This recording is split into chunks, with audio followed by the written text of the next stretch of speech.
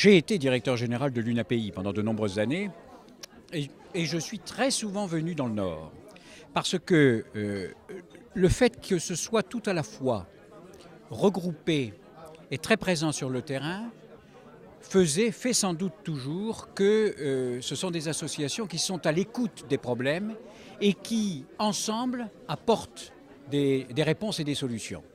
Donc, quand j'étais directeur général à l'UNAPI, toutes ces associations du Nord étaient très pourvoyeuses d'idées nouvelles, de progrès et de fidélité aux principes de base. On a parlé de Madame Tamboise. Quand je suis arrivé à l'UNAPI, Madame Tamboise vivait encore.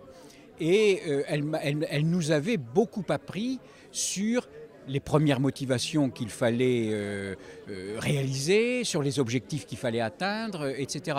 Le legs du Nord, dans le cadre de l'UNAPI, a été et sera certainement longtemps précieux pour l'ensemble de ce mouvement. C'est vrai aussi pour l'adjoint du défenseur des droits que je suis aujourd'hui, si vous voulez. Parce que c'est en allant sur le terrain que l'on s'explique les raisons pour lesquelles le handicap est la première cause de saisine du défenseur aujourd'hui, que ce soit au niveau de son siège ou au niveau de ses délégués territoriaux. Et ce sont surtout des saisines qui concernent l'accès à l'emploi, le maintien dans l'emploi, l'évolution de la carrière, etc. Mais pas uniquement, il y a aussi des difficultés d'accès à la santé, des difficultés d'accès à l'éducation. Et ces associations, je vais vous dire, c'est du poil à gratter pour les pouvoirs publics. C'est un rappel de ce qu'il faut faire, de ce qui n'est pas au rendez-vous, etc. C'est la richesse de la démocratie. C'est que les citoyens peuvent s'organiser autour d'une difficulté qu'ils partagent, concevoir des réponses, les discuter avec les pouvoirs publics, les porter.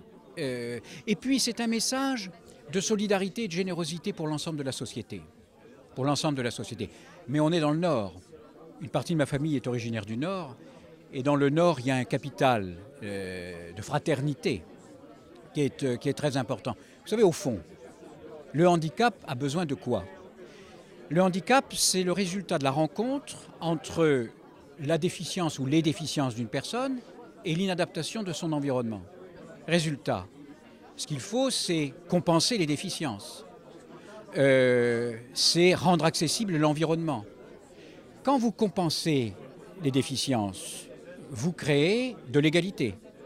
Quand vous rendez la société accessible, vous créez de la liberté. Et quand vous mobilisez, dans le cadre d'une association ou dans le cadre des pouvoirs publics, l'ensemble des acteurs, vous créez de la fraternité. En fait, le handicap appelle une politique républicaine. Ce type de rencontre, c'est l'occasion de mieux s'expliquer le contenu et la portée des saisines qui nous parviennent. Ça, c'est le premier point. Le deuxième point, c'est de mettre en exergue peut-être de nouvelles approches de la question.